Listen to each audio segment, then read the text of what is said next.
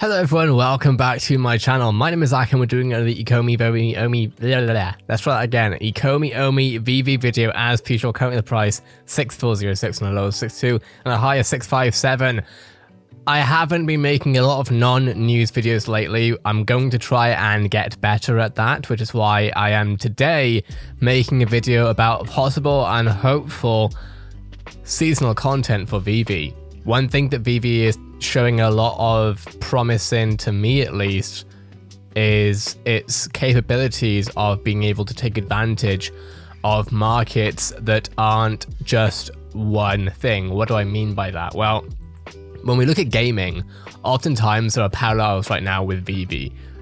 VeVe is generally trying to take advantage of seasonal content. Marvel Month, for example, 007 just recently, and of course Taps Trades made a very good video, which I would recommend checking out if you haven't already, where he spoke about the history that VeVe has made and is making by doing these exclusive drops on certain films and being essentially able to form partnerships with certain brands, certain companies, and make things work so that we can see brand new NFT exclusive use cases, right? This being, of course, this time around a 007 movie ticket stub that would, of course, allow at least US users to get in on that.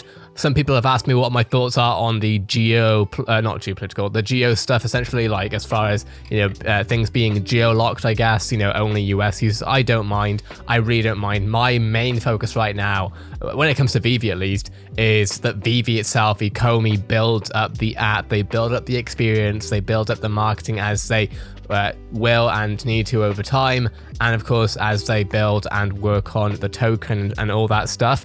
I don't really care myself about being able to watch 007 through VeVe. I can find it elsewhere, and that's where we are right now as far as I'm concerned. But the fact that they're demonstrating the opportunity for this, and obviously there's more use case than just it being a movie stub ticket. The reality is it's an NFT, and that will have, well, people have been offering crazy amounts of OMI to whoever is able to get their hands on the 007 stub. So very exciting indeed. But in this video I want to have a look at something else that we've seen parallel gaming wise, or at least I hope we see with VeVe. Now, oftentimes in the gaming industry, a lot of publishers in the live service AAA space, what that means is generally we're looking at Call of Duty Warzone, for example, which is a very popular battle royale game. Fortnite, of course, everyone has at least heard of, if not knows fairly well.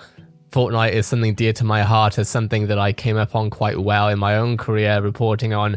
And then we have other games like League of Legends, World of Warcraft, etc. from other AAA studios. Normally it's the same sort of studios. We'll see Riot Games doing stuff, we'll see Activision Blizzard doing stuff, which is of course Activision, and then we have Blizzard on their own sort of subsidiaries. So that being said, I'm going to show you what we're seeing in gaming right now for this specific season, which would be spoopy season, spooky Halloween season.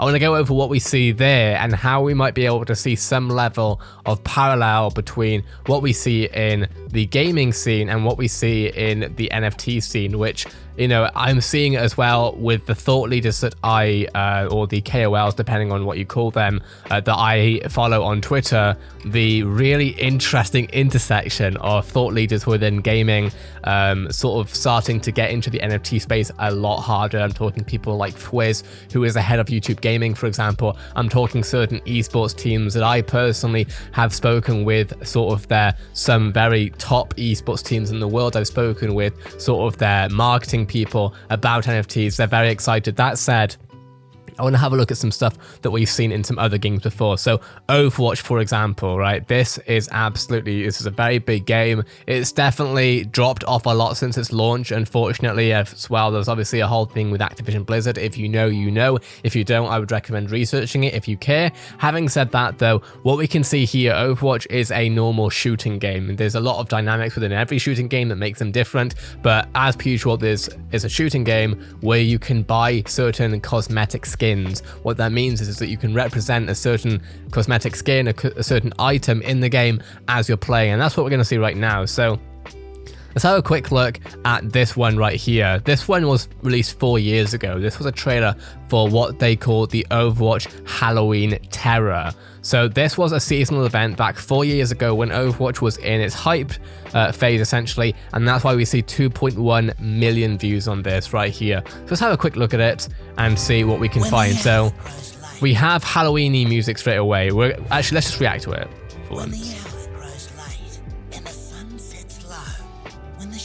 Grow long and the nights grow cold. There's a chill in the air, and you know what that means. It's Halloween time with yours truly, Junkenstein. Okay, so this is really, really smart and really clever that they did this back a few years ago. The hype has calmed down a little bit. You'll notice that this video has 2.1 million views. The more recent one only has 400,000 views. Quite a difference, to say the least. But regardless, what's really important here is that this character is actually a normal character in Overwatch called Junkrat, but they've essentially, for Halloween, made him called Junkenstein. I'm going to quickly show you what Junkrat looks like in Overwatch so you see what I'm talking about. And you'll see that there's a sort of orange character, if you like, Australian character. He's actually Australian, which is why I say that. But you can see that there's sort of this warm color, right? And that's because that is Junkrat's general IP, his general intellectual property, but his general sort of thematic. Whereas here we see him in sort of much more cold aesthetic with sort of blue paint, gun shells, whatever they are, bullet shells, etc., etc. This is him as Junkenstein now. So we have plenty of different Overwatch characters that we have seen being adapted towards. Of course, here we see a, what is it, like a Dracula coffin? I don't know. But we see here, of course, that we have different Overwatch heroes that have been adapted to look scary. So this person doesn't normally look like this. He looks like a normal dude in general Overwatch, but they've made him look like an Overwatch, like a Halloween thing. So there's a whole sort of, you know, here we have Frankenstein, right? But this is actually Soldier 76. So if you think about what you see right here, then you can think about what you see right here. Very different looking, right? One is obviously approachable, whatever you want to call it, especially this one, right? This one's very different to what you see again right here.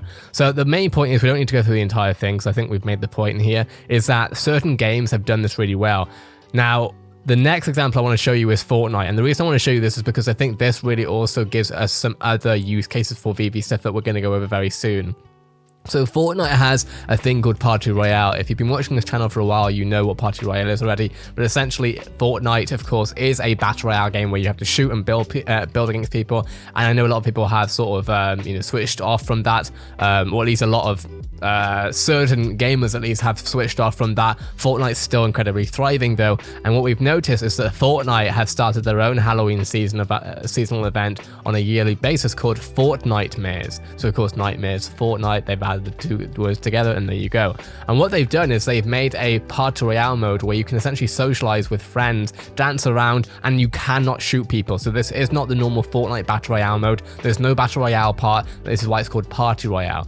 And what they have in Party Royale is you have like cafes, you have mini games, etc. And there's one part of the island that you're on where you can actually watch films together. So you'll see right here, we're going to turn up the music because this probably might be copyrighted. You can see that you have all these different people. Now, each of these different people are players in the game, and you have many millions of players watching this same screen at the same time. So you have here, this event has been rated Fortnitemares, contains gratuitous candy, haunted cars, and party troopers, may not be suitable for everyone essentially. And now we have here a actual horror movie in Fortnite, and essentially people are able to watch these movies in Fortnite for, I don't know, say half an hour, 15 minutes, because they're not all very long, but they're still fairly long considering it's, you know, it's meant to be a game and they've adapted it to being a horror film thing. And this is being watched by millions of players. It's massively universal, and what I'm very excited to see is VeVe take advantage both of digital collectibles from a horror film end of things, but also to actually be able to watch horror films within the VeVeverse. Do I believe this is going to happen with this year specifically? I very much doubt it. I think we may be at least a year away from this from a Halloween perspective. But what I want to have a look at right now is looking at some new horror films that we should be expecting 2021, right? We've seen oftentimes Pardon me, I needed a drink. We've seen oftentimes where we're looking for VeVe to show off new drops based on new seasonal events, right? So I've looked at new horror movies coming for 2021. Keep in mind, of course, that they could easily just go to a horror film that came out in 2018 or before 2021. It might not necessarily coincide with a new film release, but either way, it's easy enough to look through this film list and see what's going on. So what I've done is I've looked at these different films. I'm trying to look at who publishes them. Thankfully, because of this website Tech Radar, they credit each and every film studio that sort of publishes this. So Netflix, we know right now at least, does not seem to be a teased IP that VeVe is working with yet. So we can skip past the first one. Then we have another one, and I also don't know, Shudder does not seem to be a IP or a partnership that VeVe has. Let's keep going though. Then we have Netflix again, so that's 3 films already that we don't really have access to, so let's keep moving. Then we have Lamb, again, another one that we don't have access to. And then Halloween Kills. So this is one that we kind of maybe do have access to. And the reason for that is that this is owned by Miramax. Now let's have a look at some of the IPs or networks that VeVe is working with already. We know Viacom CBS, and they own Paramount Picture Studios, they own Nickelodeon, CBS, Miramax, and more. Now, obviously, this is unlikely to be a horror film partnership there. Paramount Picture Studios could be, and we'll look at that later. CBS, potentially. Miramax is what we've already seen right here, whoopsie, with Halloween Kills. And then going forward, we have Warner Bros. And we have Universal Studios, right? And there's subsidiaries going involved there, etc. So we could see a Halloween Kills thing for one. That would be interesting, right? Let's continue though. Let's keep going. So then we have Night Teeth. This one is Netflix, so I'm not sure, right? Then we have Antlers, and this is by Searchlight Pictures. Now I've looked at Searchlight Pictures, and they're owned by Walt Disney Studios. Now, of course, we don't necessarily have the partnership with Walt Disney Studios yet. We obviously do have Marvel, which is essentially under Disney, obviously, anyway. But that's just one to keep in mind. But I couldn't find any action figures or anything for Antlers. I've never watched it. I don't really watch horror films, if I'm honest. Then we have Last Night in Soho, Focus Features, right? Let's keep going. Paranormal Activity 7, one of the most legacy horror film series of all time. Paramount Pictures, which I just gotta say, Viacom CBS. Now, we know we have Viacom CBS to be very clear, because if we have a look right here, we see the logo. And that's really important. So it could be that we see a Paranormal Activity figure there. Now, the thing about Paranormal Activity that's a bit difficult for me to see it with, at least, is that it would need to be some sort of poster potentially, because there's nothing at least that I could find that is like a Paranormal Activities pop figure. But then we have Resident Evil, that is Sony Pictures, so I'm not sure about that yet. Then we have Texas Chainsaw Massacre, which Bryanson Distributing Company is not owned, I can't see, at least from any major corporations that VeVe is working with. But we could still see some sort of merchandise. We've already seen right here that we do in fact have some toys that could be licensed. Obviously, they'd need to work with the distributing company, but there's that. Then we have Jeepers Creepers Reborn. Now, this one is MGM. 007 MGM, just saying. So that's a possibility potentially, and there are some sort of memorabilia that we could see right here, which this obviously is. I think this is honestly a dropshipping website, is my guess. I can't quite tell at the start, but I think this is a dropshipping website just based on how it looks. But either way, there's definitely memorabilia. And then of course we have Scream, and of course we have all of these different pop figures that we could see with that. That would be really interesting, and Scream is such a legacy IP that it would be really cool to see. Then we have other ones like Morbius, we have the Black Phone, Universal Pictures again, we have Sony there. Then we have Nope from Universal Pictures, Halloween Ends by Miramax. So a lot of these IPs we do actually have licenses to, potentially, as far as at least having the connections from VeVe, of course, to see this stuff, 20th Century Fox, etc. So it's very interesting, and I hope that essentially what I'm getting at is that I really hope that at some point in the near future, or whoops, wrong one. There we go. I really hope that at some point in the future we will see some seasonal content. Now, this doesn't just limit itself to Halloween, of course. We could see something, and hopefully more than Halloween, I really hope we see something for Christmas.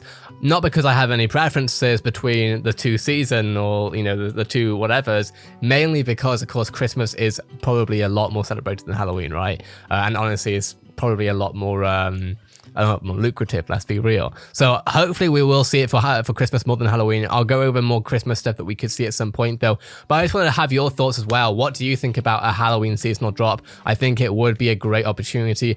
Likelihood is that if we do see something Halloween related, it will be announced within the next 2 weeks, because of course Halloween is very much approaching and it's very exciting. I know a lot of games are going hard on this right now. Fortnite definitely is seeing, I think it's going to be seeing its really most involved ever Fortnite Miz that we've ever seen. And I think Fortnite Miz has been going on for a couple of years now. So either way, I'm really hoping we see, like I say, either it could be maybe next year we could see a horror film in the VeVeverse being watched, and for now it could just simply be some Scream memorabilia or something like that. What are your thoughts? Let me know in the comments below. If this video was interesting, please let me know. Subscribe to this channel if you're new. Have a great day everyone, like the video, all that good stuff, and I'll see you in the next VeVe video.